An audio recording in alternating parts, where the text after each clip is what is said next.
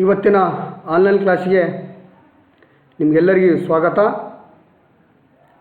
ಇವತ್ತಿನ ಆನ್ಲೈನ್ ಕ್ಲಾಸ್ನೊಳಗೆ ದ್ವಿಪದೋಕ್ತಿಗಳ ಭಾಗಾಕಾರ ರಚನೆ Shri H M Jaggal, ಸರ್ಕಾರಿ ಪ್ರೌಢಶಾಲೆ ಚಿತಿಮನಿ RS.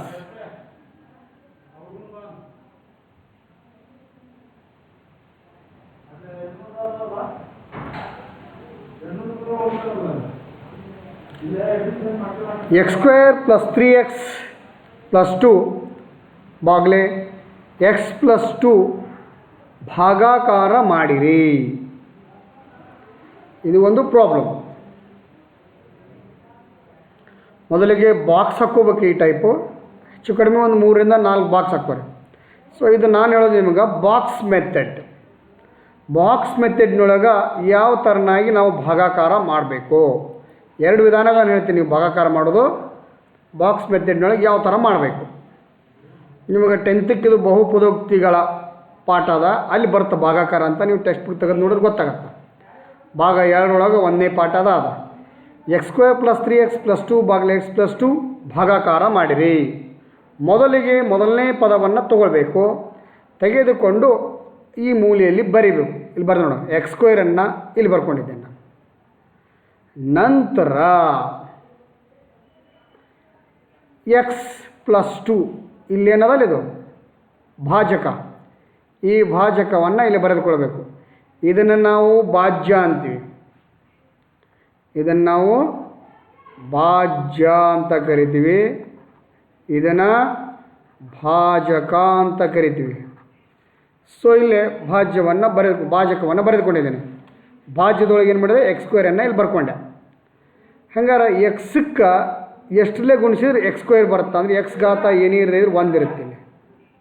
ಹಾಗಾಗಿ 1 ಅಂತ ಇನ್ನೂ ಒಂದು x ಬೇಕು. ಹಾಗಾಗಿ ಇಲ್ಲಿ x ಬರೆದುಕೊಂಡಿದ್ದೀನಿ. ಇದ್ರ ಘಾತ ಏನೇ ಇರದಿದ್ರೆ 1 ಇರುತ್ತೆ. ಅಂದರೆ ಏನಾಯಿತು, x1 x ಘಾತ 1 ಅಂದ್ರೆ x² ಆಯಿತು.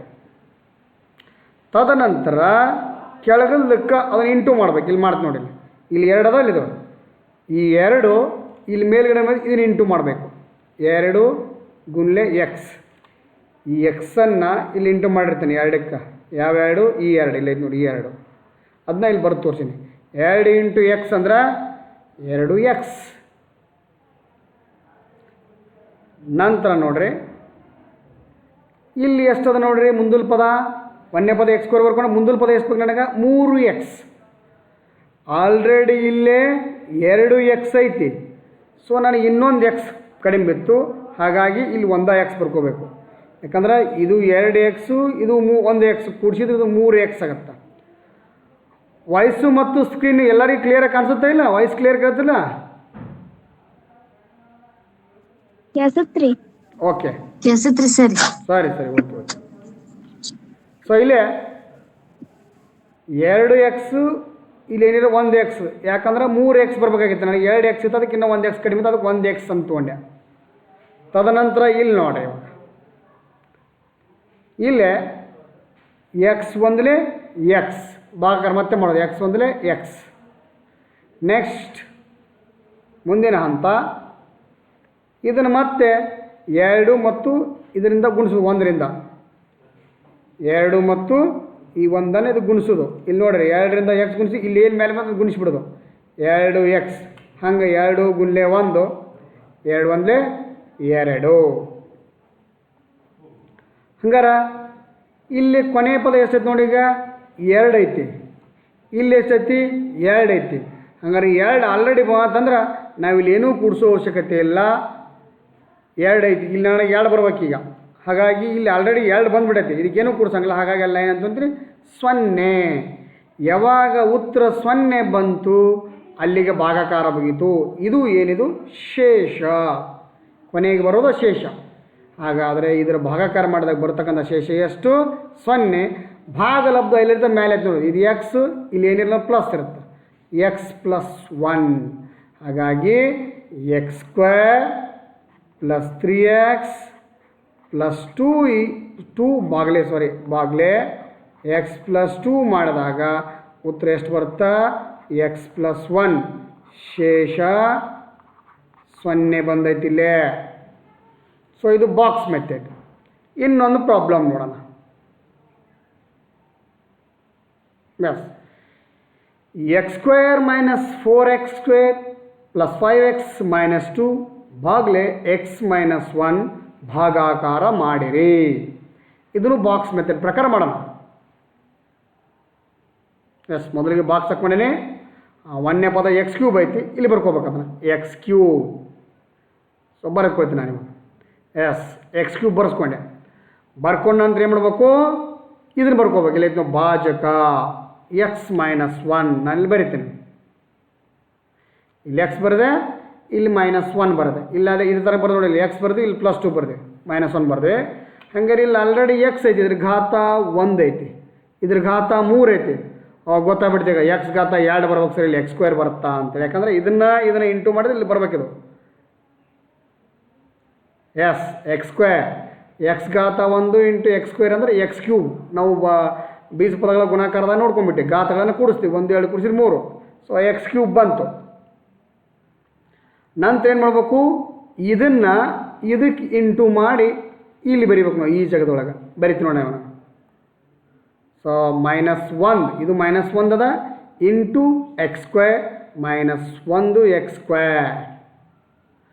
ಹಂಗಾರ ಇಲ್ಲಿ ಮುಂದಲ ಪದ ಬರಿಬೇಕು ನಾನು. ಮುಂದಲ ಪದ ಇಲ್ಲಿ ಎಷ್ಟದ ನೋಡು, -4x ಸ್ಕ್ವೇರ್ ಅದ. ಇಲ್ಲಿ ಎಷ್ಟದ, ಇಲ್ಲೇ ತೋರಿಸ್ತು ನಾನು. ಇಲ್ಲಿ -4x ಸ್ಕ್ವೇರ್ ಅದ. ನಮಗೆ ಆಲ್ರೆಡಿ -1x ಸ್ಕ್ವೇರ್ ಐತಿ, ಇನ್ನು -3x ಸ್ಕ್ವೇರ್ ಕಡಿಮೆ ಇತ್ತು. ಹಾಗಾಗಿ ನಾನು ಏನು ಬರ್ಕೊತೀನಿ, -3x ಸ್ಕ್ವೇರ್. ನೋಡಿರಿ -3x square -1x square same ಚಿಹ್ನೆ ಅದು. ಎರಡು ಕೂಡಿಸಿ ಏನಾಗತ್ತಿಲ್ಲ, -4x ಸ್ಕ್ವೇರ್ ಇದು ಬರುತ್ತೆ. ಇದನ್ನು ಮೂಲೆ ಮೇಲೆ ಕೂಡಿಸಿ ಇದು ಬರಬೇಕು.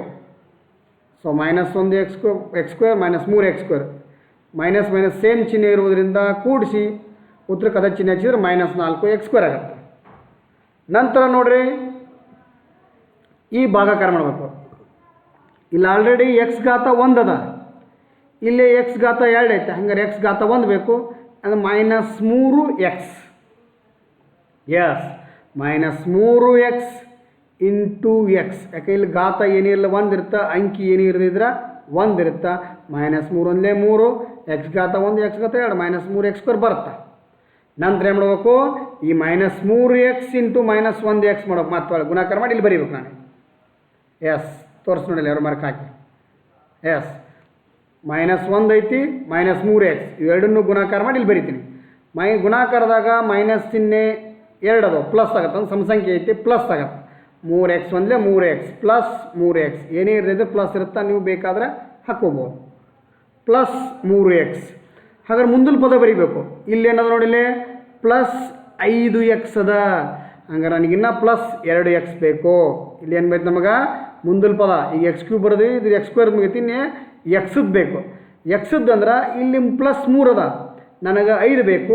ಹಾಗಾಗಿ ನಾ ಇಲ್ಲೇ +2 ಏನಿದೆ ಪ್ಲಸ್ ಇರ್ತಿಲ್ಲ, ನೀವು ಹಾಕ್ಕೋಬೋದು ಬೇಕಾರೆ. +2 ನೋಡಿ ಸೇಮ್ ಚಿನ್ನದು, +2 +3 +5x ಈಕ್ವಲ್ ಬಂತ. ಓಕೆ ನೆಕ್ಸ್ಟ್ ನೋಡ್ಬೇಕು, ಈ ಭಾಗಾಕಾರ ಮಾಡೋದು ಮತ್ತೆ. ಇಲ್ಲಿ ಎಕ್ಸ್ ಐತಿ, ಇಲ್ಲಿ 2x ಐತಿ. ಆಲ್ರೆಡಿ ಇಲ್ಲಿ ಎಕ್ಸ್ ಐತಿ ಅಂದರೆ ಗುಣಾಕಾರ ಮಾಡೋದು ಎಕ್ಸ್, ಇಲ್ಲಿ ಕೇವಲ 2 ಬರ್ಕೋಬೇಕು ನಾನೀಗ. ಎಸ್ 2 ಏನೇ ಇರ್ತೈತ್ರಿ ಇಲ್ಲೇ ಪ್ಲಸ್ ಇರುತ್ತೆ. ಹಂಗಾರೆ ಎಕ್ಸ್ ಇಂಟು 2 ಅಂದ್ರೆ 2x ಆಯಿತು. 2x ಹಂಗಾರೆ ಇದು ಏನು ಬಂದಿರುತ್ತೆ, ಇದನ್ನ ಇಲ್ಲಿ ಇಂಟು ಮಾಡ್ತೀವಿ. +2 -1 ಗುಣಾಕಾರ ಮಾಡಿ ಈ ಜಾಗದಾಗ ಬರಿತೀವಿ. ಎಸ್ +2 ಇಲ್ಲೇನಿದೆ ಪ್ಲಸ್ ಇರ್ತಾ, ಇದು +2 -1 ಒಂದ ಮೈನಸ್ ಅದ, ಮೈನಸ್ ಬರ್ತಾ 2 ಒಂದಲೇ 2. ಸೊ -2. ಮುಂದಿನ ಪದ ನೋಡ್ರಿ, ಈಗ ಏನು ಮುಗೀತು, ಎಕ್ಸ್ ಕ್ಯೂಬ್ ಮುಗೀತು, ಎಕ್ಸ್ ಸ್ಕ್ವೇರ್ ಮುಗೀತು, ಎಕ್ಸದ್ದು ಮುಗೀತು. ಮುಂದೆ ಏನೈತೆ ನೋಡ್ರಿ, ಇಲ್ಲೇ -2 ಅದ. ರೌಂಡ್ ಹಾಕ್ತೀನಿ ನೋಡಲ್ಲಿ. ಎಸ್ -2 ಅದ ಮುಂದಿನ ಪದ. ಹಾಗಾದ್ರೆ -2 ಆಲ್ರೆಡಿ ಬಂದುಬಿಡತ್ತೆ ಇಲ್ಲೇ. ಹಾಗಾಗಿ ಇಲ್ಲಿ ನಾ ಯಾವುದನ್ನು ಕೂಡಿಸೋದು ಕಳೆದು ಮಾಡೋದಿಲ್ಲ. ಅಲ್ಲಿ ಏನು ಮಾಡ್ತೀನಿ ನಾನು 0 ತೆಗೆದುಕೊಳ್ತೀನಿ. ಯಾಕೆ -2 0 ಕೂಡಿಸ್ರಿ ಕಳೆದ್ರೆ ಉತ್ತರ -2 ಬರುತ್ತೆ. ಹಂಗಾರೆ 0 ಬಂತಂದ್ರೆ ಭಾಗಾಕಾರ ಮುಗೀತು. Therefore X cube -4x square plus 5x -2 ಭಾಗಲೆ x -1 ಮಾಡಿದಾಗ ಉತ್ತರ ಎಷ್ಟು ಬಂತು, ಭಾಗಲಬ್ಧ. ಇಲ್ಲಿ ಮಾತಾಡ ಮೇಲೆ ಭಾಗಲಬ್ಧ. X square -3x + 2 x square -3x + 2 ಶೇಷ ಎಷ್ಟು ಬಂತು, 0 ಇದು ಶೇಷ. ಇಲ್ಲಿ ಕೊನೆಗೆ ಬರುತ್ತಲ್ಲ ಇದ ಶೇಷ, ಕೊನೆಗೆ ಮೇಲೆ ಬರುತ್ತಲ್ಲ ಅದ ಶೇಷ. ಯಾಕೆ -2 ಐತಿ, ಆಲ್ರೆಡಿ ಇಲ್ಲಿ -2 ಅದ, ಕೂಡ್ಸೋಕೆ ಏನೂ ಇಲ್ಲ, ಹಾಗಾಗಿ 0 ತೊಗೊಂಡ್ಬಿಡ್ತೀನಿ, ಶೇಷ 0. ಸೊ ಇದು ಭಾಗಾಕಾರ ಮಾಡದೆಯೇ ಬಾಕ್ಸ್ ಮೆಥಡ್ ಮೂಲಕ ನಾವು ಭಾಗಾಕಾರ ಕ್ರಿಯೆಯನ್ನು ಮಾಡ್ಬೋದು. ಇನ್ನು x² + 3x + 2 ಇದನ್ನು ನಾವು ಭಾಗಾಕಾರ ಮಾಡ್ಬೇಕು. ಇವಾಗ ಭಾಗಾಕಾರ ಮಾಡಿರಿ ಅಂತದ. ಎಸ್, ಮೊದಲಿಗೆ ಬಾಕ್ಸ್ ಹಾಕ್ಕೊಂಡು ನಾನು x + 2 ಇದು ಭಾಜಕ, x² + 3x + 2 ಇದು ಭಾಜ್ಯ. ನೀವು ಹಿಂಗೂ ಮಾಡ್ತಾರೆ, ಈ ಟೈಪ್ ಹಾಕಿ ಮಾಡ್ತಾರೆ, ಹಿಂಗೆ ಈ ಟೈಪ್ ಹಿಂಗೆ ಮಾಡ್ತೀರಿ. ಇಲ್ಲಿ ಏನು ಮಾಡ್ತೀರಿ, x + 2 ಬರೀತೀರಿ, ಇಲ್ಲೇ x² + 3x + 2 ಹಿಂಗೂ ಮಾಡ್ಬೋದು. ಈ ಥರನೂ ಮಾಡ್ಬೋದು, ಈ ಥರನೂ ಭಾಗಾಕಾರನೂ ನೀವು ಮಾಡ್ಬೋದು. ನಾನು ಸುಮ್ಮ ಬಾಕ್ಸ್ ಹಾಕ್ಕೊಂಡಿನಿ ಅಷ್ಟೇ, ಹಿಂಗೆ ಮಾಡೋ ಬದಲು ನಾನು ಈ ಬಾಕ್ಸ್ ಹಾಕೊಂಡು ಮಾಡ್ತೀನಿ ಅಷ್ಟೇ. ಅದಕ್ಕೆ ಬೇರೆದನ್ನು ತಿಳ್ಕೊಳಕ್ಕೆ ಹೋಗ್ಬಿಡೋದು, ಬೇರೆ ಥರ ಭಾಗಾಕಾರ ಅಂತೇಳಿ. ಅದೇ ಥರ ಮೊದಲು ನಾವು ಅಂಕಿ ಭಾಗಾಕಾರ ಹೆಂಗೆ ಮಾಡ್ತಲ್ಲ ಹಂಗೆ ಹಾಕೊಳ್ಳೋ ಬದಲು ನಾವು ಬಾಕ್ಸ್ನೇ ಮಾಡಾಕ್ತೀನಿ ಅಷ್ಟೇ. ಇಲ್ಲಿ ನೋಡಿರಿ, ಮೊದಲನೇ ಪದಗಳನ್ನು ಹೋಲಿಸ್ಬೇಕು. ಇಲ್ಲಿ ಬೀಜ ಪದಗಳು ಭಾಗಾಕಾರ ಮೊದಲನೇ ಪದ ಹೋಲಿಸ್ಬೇಕು. ಇಲ್ಲಿ ಮೊದಲನೇ ಪದ x ಅದ, ಇಲ್ಲಿ ಮೊದಲನೇ ಪದ x ಅದ, ಘಾತ ಇಲ್ಲಿ 2 ಐತಿ, ಇಲ್ಲಿ 1 ಐತಿ. ಹಂಗಾರೆ ನೋಡಲ್ಲಿ ಏನು ಮಾಡ್ತೀನಿ, ಎಸ್ ಮೊದಲ ಪದಗಳನ್ನು ಹೋಲಿಸಿದೆ. ಬರೀವತ್ನಾಗ ಹೆಂಗೆ ಬರಿಬೇಕಂದ್ರೆ ಇದನ್ನು ಮ್ಯಾಲೆ ಭಾಜ್ಯದ ಪದ, ಕೆಳಗ ಭಾಜಕದ ಪದ. ಭಾಜ್ಯದ ಪದ ಒಂದನೇ ಪದ ಎಷ್ಟೈತಿ, x². ಭಾಜಕದ ಒಂದನೇ ಪದ ಎಷ್ಟೈತಿ, x. ಭಾಗಲೇ ಮಾಡ್ಬೇಕಾ. ಸೊ ನಾವು ಭಾಗಾಕಾರದೊಳಗೆ ಘಾತಗಳನ್ನು ಕಳಿತೀವಿ. ಇಲ್ಲಿ ಘಾತ ಏನೂ ಇರ್ತದೆ, 1 ಇರುತ್ತೆ. ಹಾಗಾಗಿ 2ರಲ್ಲಿ 1 ಕಳೆದಾಗ x ಘಾತ 1 ಬರುತ್ತೆ. ಅದು ಎಷ್ಟು ಬರುತ್ತೆ ಇಲ್ಲಿ ಮೇಲುಗಡೆ ಬರ್ಕೋಬೇಕು. ಎಸ್, ಇಲ್ಲಿ ಬರೋದು ನೋಡ x. ನಂತರ ನೋಡ್ರಿ, ಇದನ್ನು ಗುಣಾಕಾರ ಮಾಡಬೇಕು. ಘಾತ ಏನಿಲ್ಲ 1 ಇರುತ್ತೆ, ಇದಕ್ಕಿದು ಗುಣಾಕಾರ ಮಾಡಬೇಕು. x ಘಾತ 1 ಗುಣ್ಲೆ x ಘಾತ 1 ಅಂದರೆ x² ಬರೀತೀವಿ ನೋಡಿ ನೀವು. ಎಸ್, x ಘಾತ 1 ಗುಣ್ಲೆ x ಘಾತ 1 ಅಂದರೆ x² ಪ್ಲಸ್ 2 × x ಅಂದರೆ 2x. ಕೆಳಗಲ್ಲಿ ಚಿಹ್ನೆ ಚೇಂಜ್ ಮಾಡಬೇಕು. ಪ್ಲಸ್ ಇದ್ರೆ ಮೈನಸ್ ಮಾಡಬೇಕು, ಮೈನಸ್ ಇದ್ರೆ ಪ್ಲಸ್ ಮಾಡಬೇಕು. ನೋಡಿ ಇಲ್ಲಿ ಪ್ಲಸ್ ಮೈನಸ್ ಪ್ಲಸ್ ಮೈನಸ್, ಮೇಲಿನ ಚಿಹ್ನೆ ಇದು ಏನಿರುತ್ತಲ್ಲ ಅದು ಇವ್ರದ್ದು ಚಿಹ್ನೆ ಕೆಳಗೆ ಬರ್ಕೋಬೇಕು. ಇವಾಗ ನೋಡಿರಿ, ಈ +1x² ಇದು ಹೋಗಿಬಿಡುತ್ತೆ, ಇದು ಕ್ಯಾನ್ಸಲ್ ಆಗಿಬಿಡುತ್ತಾ. ಎಸ್, ಕ್ಯಾನ್ಸಲ್ ಮಾಡಿದ್ದು ನಾನು. +1x² -1x² ಆಗಿದೆ. ಯಾಕೆ ಯಾವಾಗ ಈ ಮೈನಸ್ ಬಂತು, ಈ ಮಧ್ಯದ ಚಿಹ್ನೆ ಹೋಗಿಬಿಡುತ್ತಾ. +1x² -1x cancel. ಇಲ್ಲಿ ನೋಡಿರಿ, +3x ಅದ, ಇಲ್ಲಿ -2x ಅದ. ಯಾಕಂದ್ರೆ ಇಲ್ಲಿ ಮೈನಸ್ ಬಂದಾಗ ಈ ಪ್ಲಸ್ ಕ್ಯಾನ್ಸಲ್ ಆಗಿಬಿಡುತ್ತಾ. ಸೊ ಬೇರೆ ಬೇರೆ ಚಿಹ್ನೆ ಬಂತೇವೆ. ಬೇರೆ ಬೇರೆ ಚಿಹ್ನೆ ಇದ್ದಾಗ ಕಳೆದು ಉತ್ತರಕ್ಕೆ ದೊಡ್ಡ ಸಂಖ್ಯೆಯ ಚಿಹ್ನೆ ಹಚ್ಚಬೇಕು. ಸೊ 3x ಒಳಗೆ 2x ಕಳೆದ 1x ಉಳಿದಿದೆ, ದೊಡ್ಡ ಸಂಖ್ಯೆ ಚಿಹ್ನೆ ಪ್ಲಸ್ ಅದ. ಹಾಗಾಗಿ +1x ಇಳಿಸು ಬಂತು 2. ಇದು ಮೈನಸ್ ಅಲ್ಲ, ಇದು ಅಲ್ಲ, ಇದು ತಪ್ಪಾಗಿತ್ತು. ಇದು ಓನ್ಲಿ +1x ಅದ. +1x +2. ಇವಾಗ ಮತ್ತೆ ಇದು ಹಿಂಗೆ ಮಾಡಿದ್ರೆ ಹಿಂಗೆ ಬರ್ಕೋಬೇಕು. ಹಂಗಾರೆ ಇಲ್ಲಿ 1ನೇ ಪದ x ಘಾತ 1 ಐತಿ, ಇಲ್ಲಿ 1ನೇ ಪದ ಏನೈತಿ, ಇಲ್ಲಿ x ಐತಿ. ಸೊ 2ನೇ ಹಂತೊಳಗೆ x ಭಾಜ್ಯ ಡಿವೈಡೆಡ್ ಬೈ ಭಾಜಕ. ಇಲ್ಲಿ ಭಾಜ್ಯ ಎಷ್ಟೈತಿ, ಈಗ x ಅದ. ಭಾಜಕ ಅಂತ ಫಿಕ್ಸ್ ಎಷ್ಟಿರುತ್ತೆ ಅಷ್ಟೇ ಇರುತ್ತೆ, ಇಲ್ಲಿ x ಐತಿ. ಇಲ್ಲಿ ಘಾತ ಏನೇ ಇರದೆ ಇದ್ರೆ 1 ಇರುತ್ತೆ. ಸೊ x ಘಾತ 1 ಅಂತಂದ್ರೆ x ಕ್ಯಾನ್ಸಲ್ ಅಂತ ಬರುತ್ತೆ. x ಒಂದಲೇ ಅಂತ ಹೊಡೆದ್ಬಿಟ್ಟು ಎಷ್ಟು ಬರುತ್ತೆ ಉತ್ತರ 1 ಬರುತ್ತೆ. ಹಂಗಾದ್ರೆ ಇಲ್ಲಿ ಅದನ್ನು ಬರಿಬೇಕು, ಮೇಲೆ ಎಷ್ಟು ಉಳಿಯುತ್ತೆ ಅಷ್ಟು ಬರಿಬೇಕು. ಮೇಲೆ +1 ಏನಿದೆ ಪ್ಲಸ್ ಇರುತ್ತೆ. ಆಗ ಎಷ್ಟು ಉಳಿಯಿತು, x ಉಳಿಯಿತು, ಅದಕ್ಕೆ x ಬರೋದು ಮೇಲೆ. ಈಗ ಎಷ್ಟು ಉಳಿಯುತ್ತೆ, 1 ಉಳಿಯುತ್ತೆ, ಏನಿರೋದ ಪ್ಲಸ್ ಇರುತ್ತೆ. ಹಾಗಾಗಿ ಇದು +1 ಬರೋದು. ಮತ್ತೆ ಇದು ಗುಣಾಕಾರ ಮಾಡಬೇಕು. ನೋಡ್ರಿ, 1 × x 1x, 1 × 2. ಓ ಸರಿ, ಸ್ಕ್ರೀನ್ ಕಾಣಿಸುತ್ತಾ ಎಲ್ರಿಗೂ? ಹ್ಞೂನ್ರಿ, ಕಾಣಿಸುತ್ರಿ. ಓಕೆ.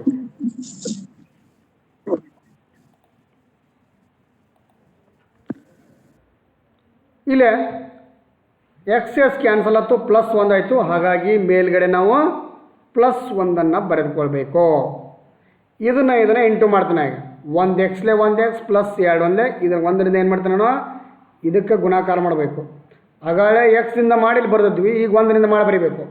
ಬರಿತೀನಿ ನೋಡೋಣ ಇವಾಗ. ಎಸ್, 1x + 1 ಚಿಹ್ನೆ ಚೇಂಜ್ ಮಾಡ್ಬೇಕು ಅಂತೇಳಿ ನಾನು ಚಿಹ್ನೆ ಚೇಂಜ್ ಮಾಡಿ. ನಾನು ಪ್ಲಸ್ ಇದು ಮೈನಸ್ ಆಗತ್ತೆ, ಪ್ಲಸ್ ಇದು ಮೈನಸ್ ಆಗುತ್ತೆ. ಇವಾಗ ಈ ಮಧ್ಯದ ಚಿಹ್ನೆಗಳು ಹೋಗಿ ಬರ್ತಾವೆ. ಮಧ್ಯದ ಚಿಹ್ನೆ ಕ್ಯಾನ್ಸಲ್. ಯಾವಾಗ ಈ ಹೊಸ ಚಿಹ್ನೆ ಬರ್ತಾವೆ ಮಧ್ಯದ ಚಿಹ್ನೆ ಹೋಗ್ತಾವೆ. ಹಂಗಾರೆ ಅವಾಗ ಏನಾಗುತ್ತಾ +1x -1x cancel.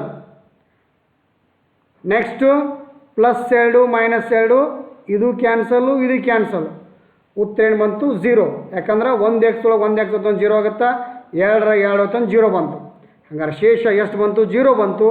ಭಾಗಲಬ್ಧ x+1. Next ನೋಡ್ರಿ, ಹಂಗಾರೆ ಏನು ಬಂತು ಭಾಗಲಬ್ಧ = x+1 ಶೇಷ 0. ಇನ್ನೊಂದು ಲೆಕ್ಕ ನೋಡೋಣ ಈ ನಿಯಮದೊಳಗೆ. ಎಸ್ x³ + 4x² + 5x - 2 ಬಾಗ್ಲೆ x - 1 ಭಾಗಾಕಾರ ಮಾಡಿರಿ. ಮೊದಲಿಗೆ ಭಾಜ್ಯ ಮತ್ತು ಭಾಜಕಗಳನ್ನು ಬರೆದುಕೊಳ್ಳೋಣ. ಎಸ್ x - 1 ಇಲ್ಲೇ x³ - 4x² + 5x - 2 ಏನೇ ಇರ್ತೈತೆ ಪ್ಲಸ್ ಐತಿ, ನಾನು ಅದಕ್ಕೆ ಪ್ಲಸ್ ಹಾಕೊಂಡೇನೆ ಅಷ್ಟ. ಮೊದಲನೇ ಪದವನ್ನು ಹೋಲಿಸ್ಬೇಕು. ಇಲ್ಲಿ x ಐತಿ, ಇಲ್ಲಿ x³ ಅದ. ಭಾಜ್ಯ ಡಿವೈಡೆಡ್ ಬೈ ಭಾಜಕ ಬರ್ದು ನೋಡು. ಭಾಜ್ಯ x³ ಅದ, ಭಾಜಕ x ಅದ, ಘಾತ ಏನಿಲ್ಲ 1 ಇರುತ್ತೆ. 3 ಒಳಗೆ 1 ಅಂತ 2 ಬರ್ತದೆ, ಅದಕ್ಕೆ x ಘಾತ 2. ಇದು ಎಷ್ಟು ಬರುತ್ತೆ ಅಷ್ಟನ್ನು ಮೇಲೆ ಬರಿಬೇಕಿಲ್ಲ. ಬರೀತು ನೋಡಿ ನಾವು x ಘಾತ 2. ಇದನ್ನು ಏನು ಮಾಡಬೇಕು, ಬಂದಿದ್ದನ್ನು ಇದಕ್ಕೆ ಗುಣಾಕಾರ ಮಾಡಬೇಕು. ಇಲ್ಲಿ ಘಾತ ಏನೇ ಇರದಿದ್ರೆ 1 ಇರುತ್ತೆ. x ಘಾತ 1 ಇಂಟು x ಘಾತ 2 ಅಂದರೆ ಗುಣಾಕಾರದಾಗ ಕೂಡಿಸ್ತೀವಿ x³ ಆಗುತ್ತೆ. ಇನ್ನು x² 1 -1x².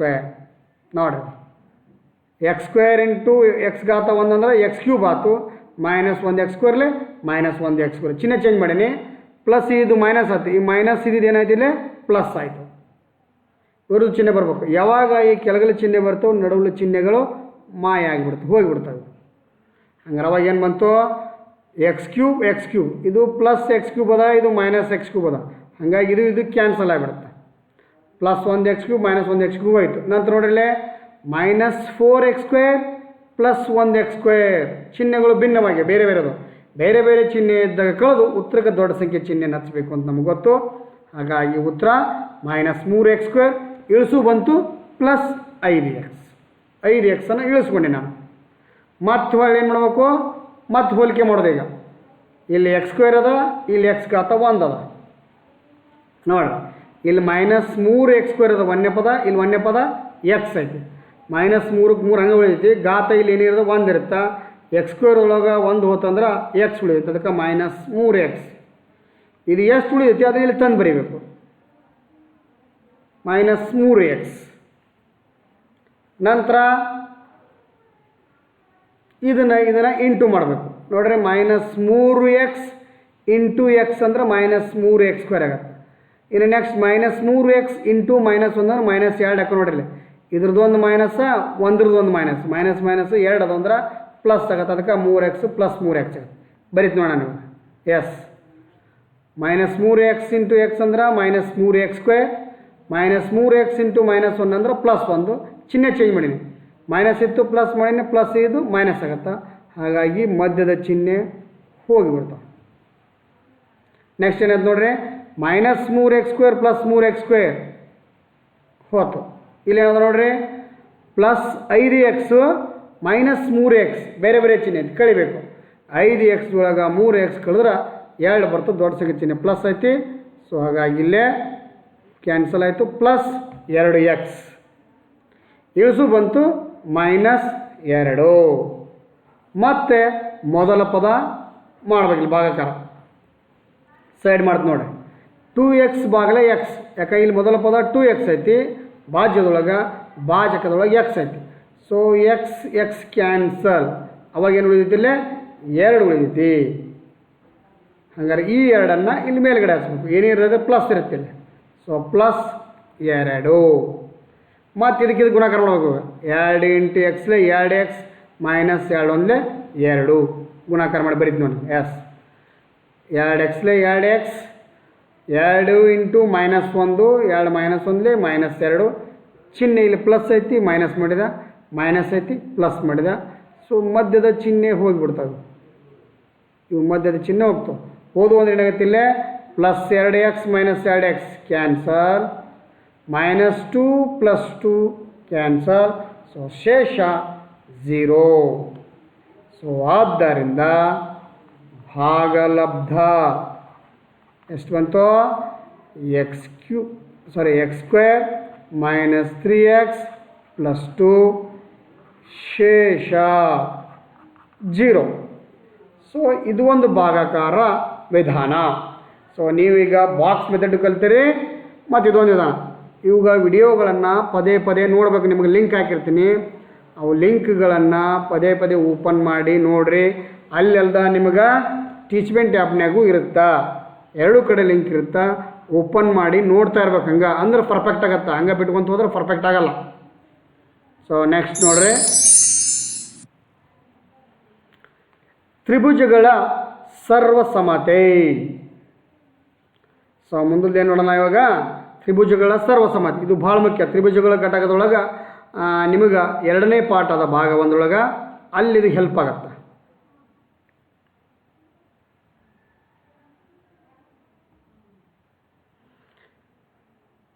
ಎಸ್, 2 ತ್ರಿಭುಜಗಳನ್ನು ಡ್ರಾ ಮಾಡೋಣ ಮೊದಲಿಗೆ.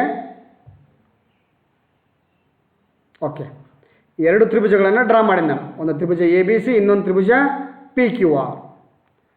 ಈ ಡ್ರಾ ಮಾಡಿದ ತ್ರಿಭುಜಗಳನ್ನು ಒಂದರ ಮೇಲೆ ಒಂದು ಕರೆಕ್ಟ್ ಕುಂತು ನೋಡು. ಹೌದಾ? ಒಂದರ ಮೇಲೆ ಒಂದು ಕರೆಕ್ಟ್ ಕುಂತು, ಒಂದರ ಮೇಲೆ ಒಂದು ಕರೆಕ್ಟ್ ಮಾಡಿದ್ರೆ ಈಗ ನಮಗೆ ಒಂದು ಬಲಗೈ ಎಡಗೈ ಕೂಡಿಸಿದ್ದು ಅಂದ್ರೆ ಹಿಂಗೆ ಕರೆಕ್ಟ್ ಒಂದ್ರ ಮೇಲೆ ಕುಂತಾವೆ. ಒಂದೇ ಇಸ್ವಿಯಲ್ಲಿ ಟಂಕಿಸಲಾದ ನಾಣ್ಯಗಳು. ಅವನು ನೋಡ್ರಿ ಒಂದೇ ಇಸ್ವಿ ಒಳಗೆ ಇರ್ಬೇಕಂತ ಮತ್ತು ಬೇರೆ ಬೇರೆ ಇಸ್ವಿ ಅದು ಒಂದರ ಮೇಲೆ ಒಂದು ಕರೆಕ್ಟ್ ನಾಣ್ಯ ಕುಂದ್ರಂಗಿಲ್ಲ.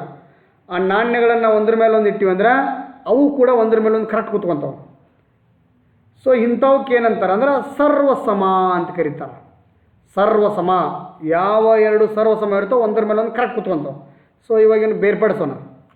ಎಸ್, ಬೇರ್ಪಡಿಸಿ ಇಂಥವಕ್ಕೆ ನಾವೇನಂತೀವಿ, ಒಂದರ ಮೇಲೊಂದು ಪರಸ್ಪರ ಐಕ್ಯವಾಗುವಂಥ ಅಂಶಗಳನ್ನು ನಾವೇನಂತ ಕರಿತೀವಿ? ಸರ್ವಸಮ ಆಕೃತಿಗಳು ಅಂತ ಕರಿತೀವಿ. ಈಗ ಇದೇ ಥರನಾಗಿ ನೀವು ಬೇರೆ ಉದಾಹರಣೆ ಕೊಡ್ಬೋದು. ಎಷ್ಟು 5 ಸೆಂಟಿಮೀಟರ್ ತ್ರಿಜ್ಯವನ್ನು ಹೊಂದಿರುವ 2 ವೃತ್ತಗಳು, 5 ಸೆಂಟಿಮೀಟರ್ ತ್ರಿಜ್ಯವನ್ನು ಹೊಂದಿರತಕ್ಕಂಥ 2 ವೃತ್ತಗಳನ್ನು ನೀವು ಡ್ರಾ ಮಾಡಿ ಅವನು ಕರೆಕ್ಟಾಗಿ ಒಂದರ ಮೇಲೆ ಒಂದು ಕುಂದಿರಿಸಿದೆ ಅಂದರೆ ಏನಾಗುತ್ತೆ? ಬರೋಬ್ಬರಿ ಕೂತ್ಕೊಂತಾವೆ. ಉದಾಹರಣೆ ಕೊಡು ಅಂತ ಹೇಳ್ತಿರ್ತಾರೆ ನಿಮಗೆ. 4 ಸೆಂಟಿಮೀಟರ್ ಉದ್ದವನ್ನು ಹೊಂದಿರುವ ಚೌಕ, ಇವೆಲ್ಲ ಸರ್ವಸಮ. 4 ಸೆಂಟಿಮೀಟರ್ ಉದ್ದವನ್ನು ಹೊಂದಿರುವ ಚೌಕಗಳು, 2 ಸೆಂಟಿಮೀಟರ್ ತ್ರಿಜ್ಯವನ್ನು ಹೊಂದಿರುವ ವೃತ್ತಗಳು, ಸಮಬಾಹು ತ್ರಿಭುಜಗಳು.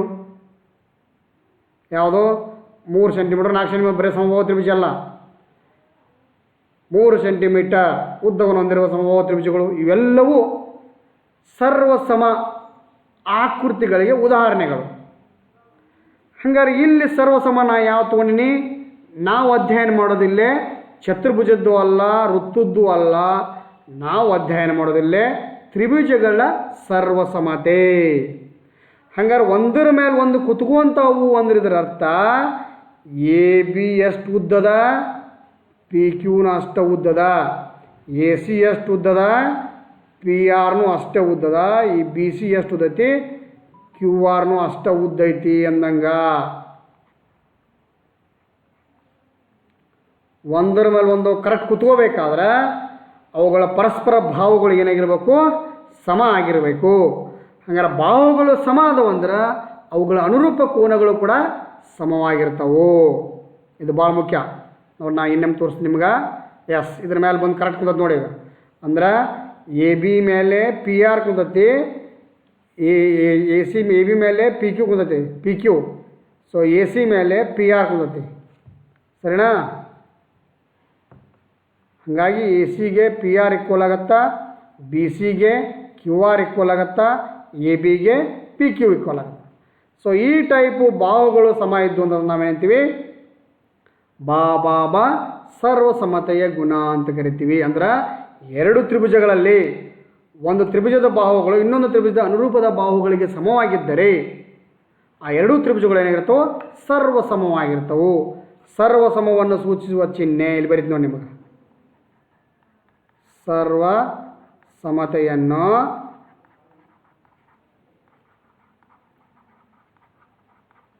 ಸೂಚಿಸುವ ಚಿಹ್ನೆ ಇಸ್ಕೊಂಡು ಹೋಗ್ತಿ ಮ್ಯಾಲೆ ಈ ಥರ. ಇದು ಇದು ಸರ್ವಸಮ್ಮತೆಯನ್ನು ಸೂಚಿಸುವ ಚಿಹ್ನೆ. ಹಾಗಾಗಿ ಇದನ್ನು ಹೆಂಗೆ ಬರಿಬೇಕು ನಾವು ಹಂಗಾರ? ತ್ರಿಭುಜ ಎ ಬಿ ಸಿ ಸರ್ವಸಮ ತ್ರಿಭುಜ ಪಿ ಕ್ಯೂ ಆರ್. ಹಂಗಾರೆ ಯಾವಾಗ ಸರ್ವಸಮ ಆಕ್ಕವು? ಎ ಬಿ ಎಷ್ಟು ಉದ್ದ ಐತಿ, ಪಿ ಕ್ಯೂನು ಅಷ್ಟ ಐತಿ ಅಂತ ಬರಿಬೇಕು. ಎ ಸಿ ಎಷ್ಟೈತಿ, ಪಿ ಆರ್ನು ಅಷ್ಟ ಐತಿ, ಬಿ ಸಿ ಎಷ್ಟೈತಿ, ಕ್ಯೂ ಆರ್ನು ಅಷ್ಟ ಐತಿ. ಇದು ಬಾಹುಗಳ ಸಮ.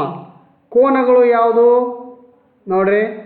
ಎ ಮೂಲೆಗೆ ಪಿ ಮೂಲೆ. ಕೋನ್ ಎ ಇಸ್ ಈಕ್ವಲ್ ಟು ಕೋನ್ ಪಿ, ಕೋನ್ ಸಿ ಇಸ್ ಈಕ್ವಲ್ ಟು ಕೋನ್ ಆರ್, ಕೋನ್ ಬಿ ಇಸ್ ಈಕ್ವಲ್ ಟು ಕೋನ್ ಕ್ಯೂ. ಕೋನಗಳ ಸಮ. ಸೊ ಹಾಗಾಗಿ ಇದನ್ನು ಬಾ ಸರ್ವಸಮತೆಯ ನಿಯಮ ಅಂತ ಕರೀತಾರ. ಓಕೆ, ನೆಕ್ಸ್ಟ್ ಒಂದು ನಿಯಮವನ್ನು ನೋಡೋಣ. ಇನ್ನೊಂದು ತ್ರಿಭುಜವನ್ನು ಡ್ರಾ ಮಾಡ್ತೀನಿ ಇಲ್ಲಿ. Yes, okay. ಒಂದು ತ್ರಿಭುಜ ಎ ಬಿ ಸಿ ಡ್ರಾ ಮಾಡಿದೆ, ಒಂದು ತ್ರಿಭುಜ ಪಿ ಕ್ಯೂ ಆರ್ ಡ್ರಾ ಮಾಡಿದೆ. ಇವಾಗ ನೋಡ್ರಿ ಇಲ್ಲೇ ಎರಡು ಕೋನ ಕೊಟ್ಟಿನಿ ನಾನು, ಸರಿನಾ? ಹಂಗಾರೆ ನೋಡಿ ಸ್ವಲ್ಪ ತೋರಿಸ್ತೀನಿ ನೋಡ್ರಿ. ಆ ಕೋನದ ಮೇಲೆ ಕರೆಕ್ಟ್ ಹೌದಾ? ನಾ ಕ್ಯೂ ಕೋನ ತೆಗೆದು ಎಲ್ಲಿಗಿಟ್ಟು ಇಲ್ಲಿ ಬಿ ಮೇಲೆ ಇಟ್ಟು ಕರೆಕ್ಟ್ ಅದ್ರ ಮೇಲೆ ಬಂದು ಕುಂತಂದ್ರೆ ಇಲ್ಲಿ ಬಿ ಕೋನಕ್ಕೆ ಕ್ಯೂ ಕೋನ್ ಈಕ್ವಲ್ ಅದ ಅಂದಂಗೆ. ನೆಕ್ಸ್ಟ್ ನೋಡ್ರಿ ಆರ್ ಕೋನ ಅಂತಂದು ಇಲ್ಲಿ ಕೂರಿಸಿದೆ. ಎಸ್, ಸಿ ಮೇಲೆ ಕೋನದ ಮೇಲೆ ಬರೋಬ್ರು ಕುಂತು ಎರಡು ಕೋನ್ ಈಕ್ವಲ್ ಆಗಿಬಿಟ್ಟು ಅಂದ್ರೆ ಇಲ್ಲೇನಾಯ್ತು? ಕೋನ್ ಬಿಗೆ ಕೋನ ಕ್ಯೂ ಈಕ್ವಲ್ ಅದ, ಕೋನ ಸಿಗೆ ಕೋನ ಆರ್ ಈಕ್ವಲ್ ಆಯಿತು. ಅವುಗಳನ್ನ ಮತ್ತೆ ಅದರ ಸೇಪ್ ಕುಂದಿರ್ಸೋಣ. ಎಸ್, ಹಾಗಾದ್ರೆ ಎರಡು ಕೋನ, ಇವೆರಡು ಕೋನ ಅದಾವ ಅಂದ್ರೆ ಬಿ ಸಿಗೆ ಏನಾಗಿರುತ್ತಿದು? ಕ್ಯೂ ಆರ್ ಈಕ್ವಲ್ ಆಗಿರುತ್ತಾ? B C equal to Q R. ಹಂಗಾರೆ ಏನಾಯ್ತು? ಒಂದು ಕೋನ ಐತಿ ಇಲ್ಲಿ ಕೋ ಅಂತ ಬರೀರಿ, ಬಾವು ಐತಿ ಬಾ ಅಂತ ಬರೀರಿ, ಇಲ್ಲಿ ಕೋ.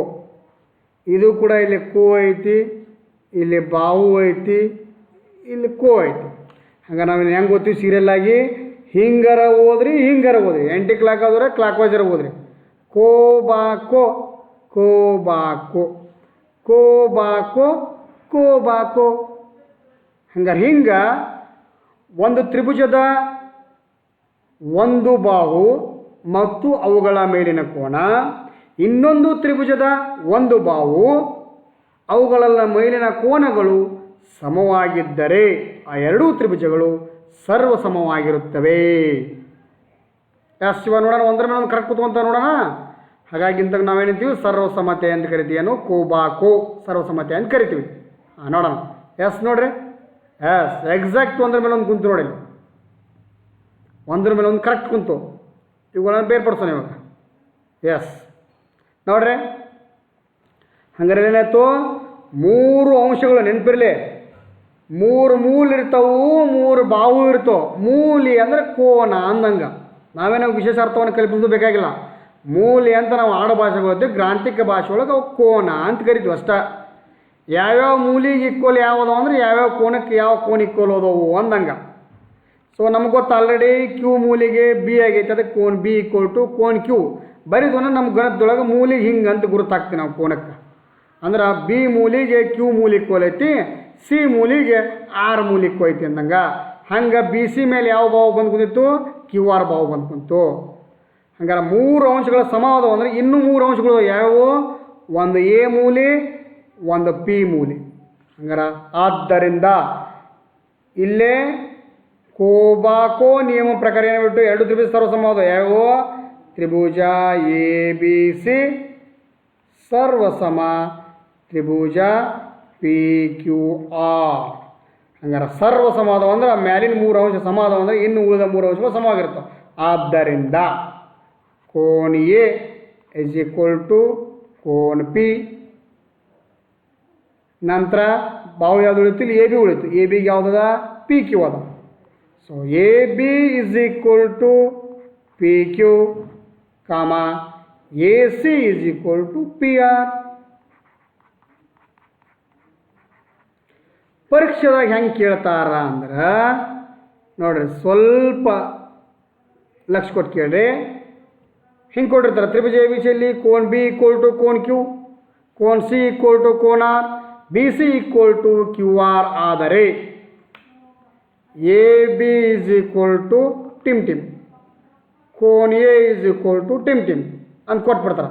ಅವಾಗ ನೀವು ನೋಡಬೇಕು, ಓ ಇದಕ್ಕಿದು ಸಮಾನ ಇದಕ್ಕಿದು ಸಮಾನ ಅಂದ್ರೆ ಏಕ ಪಿ ಬರುತ್ತೆ. ಹಂಗಾಗಿ ಇಲ್ಲಿ ನಾವು ಪಿ ಬರಿಬೇಕು.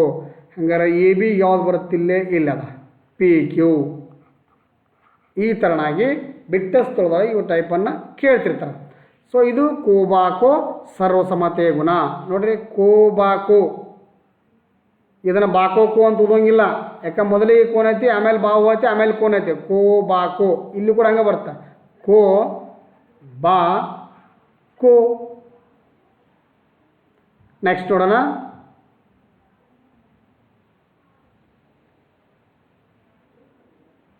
ಎಲ್ರಿಗೂ ವಾಯ್ಸ್ ಕ್ಲಿಯರ್ ಕೇಳಿಸುತ್ತಲ್ಲ?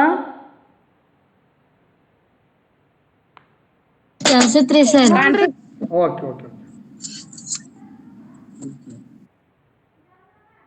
ಹಾಂ, ಈಗ ನೋಡಿರಿ, ಒಂದು ತ್ರಿಭುಜ ಎಲ್ ಎಮ್ ಎನ್ ರಚನೆ ಮಾಡ್ಕೊಂಡೀನಿ, ಒಂದು ತ್ರಿಭುಜ ಎಕ್ಸ್ ವೈ ಝೆಡ್ ರಚನೆ ಮಾಡ್ಕೊಂಡಿ ನಾವು. ಸೊ ಇವಾಗ ಇವೆರಡನ್ನು ನೋಡ್ರಿ,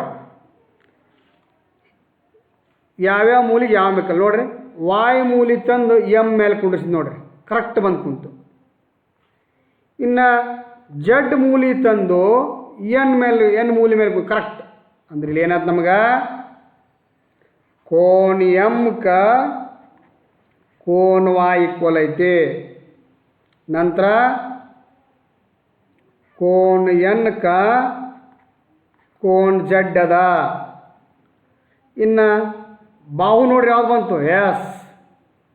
ಯಾವುದು ಎಕ್ಸ್ ವೈ ಬಾಹು. ಇನ್ನೊಮ್ಮೆ ತೋರಿಸ್ತು ನಿಮ್ಗೆ ನಾನು ಬಂತು ನೋಡ್ರಿ. ಎಕ್ಸ್ ವೈ ಬಾಹು ಎದಕ್ಕೆ ಈಕ್ವಲ್ ಆಗೈತಿ, ಎಲ್ ಎನ್ಗೆ ಈಕ್ವಲ್ ಆಗೈತಿ. ಎಕ್ಸ್ ವೈಗೆ ಎಲ್ ಎನ್ ಈಕ್ವಲ್ ಆಯಿತು. ಹಂಗಾರ ಏನು ಉಳಿದು, ಯಾವ ಉಳಿದವು, ಈ ಮೂಲ ಇಳಿತು, ಈ ಮೂಲ ಇಳಿತು. ಇಲ್ಲಿ ನೋಡ್ರಿ, ಒಂದು ಕೋನ ಇಲ್ಲೊಂದು ಕೋನ, ಕೋ ಕೋ ಬಾ. ಇದನ್ನು ಬಾಕೋ ಬಾ ಅಂತ ಓದೋಂಗಿಲ್ಲ, ಕೋ ಕೋ ಬಾ ಆಗತ್ತಿದ. ಯಾಕಂದ್ರೆ ಎರಡು ಕೋನ್ ಇಲ್ಲದವ, ಇನ್ನೊಂದು ಬಾವು ಇಲ್ಲಿ ಐತಿ. ಕೋ ಕೋ ಬಾ ಇದು, ಬಾಕೋ ಬಾ ಇದು, ಕೋ ಕೋ ಬಾ. ಮೊದಲಿಗೆ ಎರಡು ಕೋನ್, ನಂತರ ಬಾವು ಬಂದೈತಿ. ಕೋ ಕೋ ಬಾ ಸರ್ವಸಮ್ಮತಿ ಗುಣ ಆಗತ್ತೆ. ಎಸ್, ಆ ಬಾವುನ ಅಲ್ಲಿ ತರೋಣ, ಅದರ ಮೂಲಿಗೆ ಆ ಕೋನವನ್ನು ಕುಂದಿಸ್ಬಿಡೋಣ. Okay.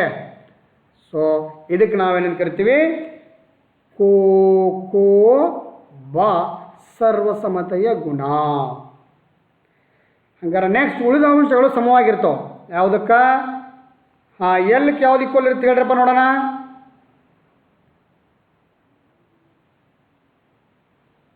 Very good, very good. X X.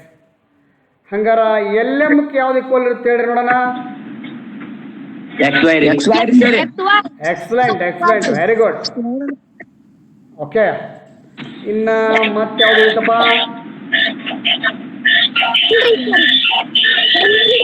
ಹಾಂ, ಎಮ್ ಎನ್. ಎಮ್ ಎನ್ಗೆ ಯಾವ್ದು ಈಕ್ವಲ್ ಇರುತ್ತಾ, excellent, very good very good. ಹಾಂ, ಇವಾಗ ನಿಮಗೆ ಕೋ ಕೋ ಬಾ ನಿಯಮ ಕ್ಲಿಯರಾಗಿ ಅರ್ಥ ಆಯಿತು ಅಂತ. ಯಾಕಂದ್ರೆ ನಿಮ್ಗೆ ಅರ್ಥ, ಈಗ ಉತ್ತರ ಕೊಡ್ಲಿಕ್ಕತ್ತೀರಂದ್ರೆ ಅದು ಅರ್ಥ ಆದಲ್ಲಿ ಉತ್ತರ ಕೊಡೋಕ್ಕೆ ಸಾಧ್ಯ. ಸೊ ಇವಾಗ ನೋಡ್ರಿ, ಒಂದರ ಮೇಲೆ ಒಂದು ಕರೆಕ್ಟ್ ಮೂಡ್ತೇವೆ ನೋಡ್ರಿ.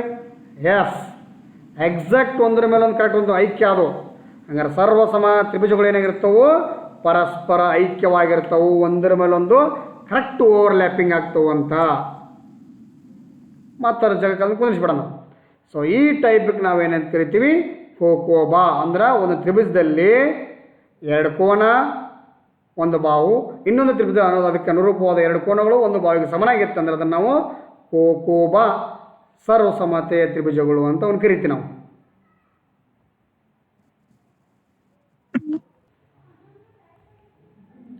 ಸೊ ಎರಡು ತ್ರಿಭುಜಗಳನ್ನು ಡ್ರಾ ಮಾಡೋಣ.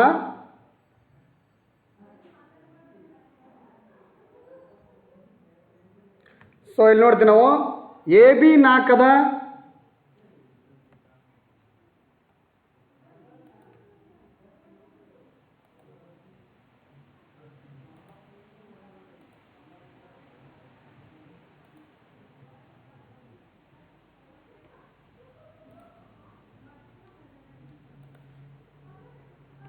ಸ್ಕ್ರೀನ್ ಕಾಣಿಸುತ್ತಾ ಎಲ್ರಿಗೂ?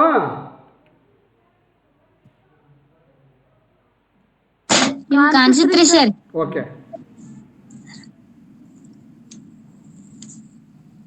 ಎರಡು ತ್ರಿಭುಜ ಡ್ರಾ ಮಾಡ್ಕೊಂಡಿನಿ.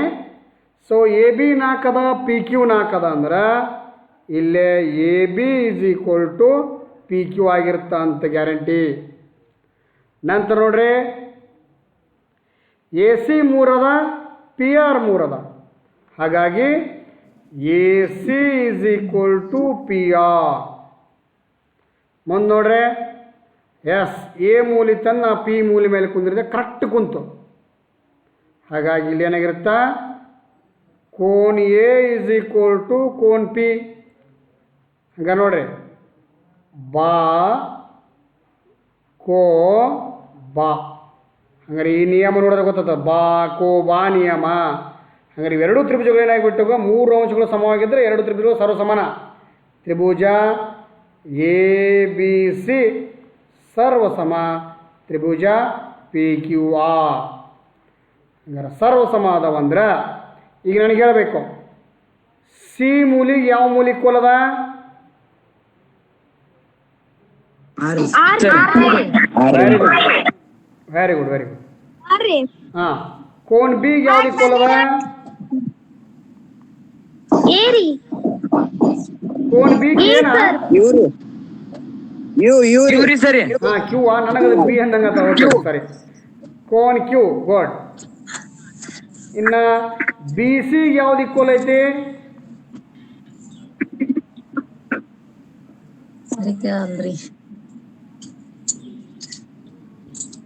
ಬಿ ಸಿ ಯಾವ್ದು ಈಕ್ವಲ್ ಅದ? Q R. Very good, very good, Q R.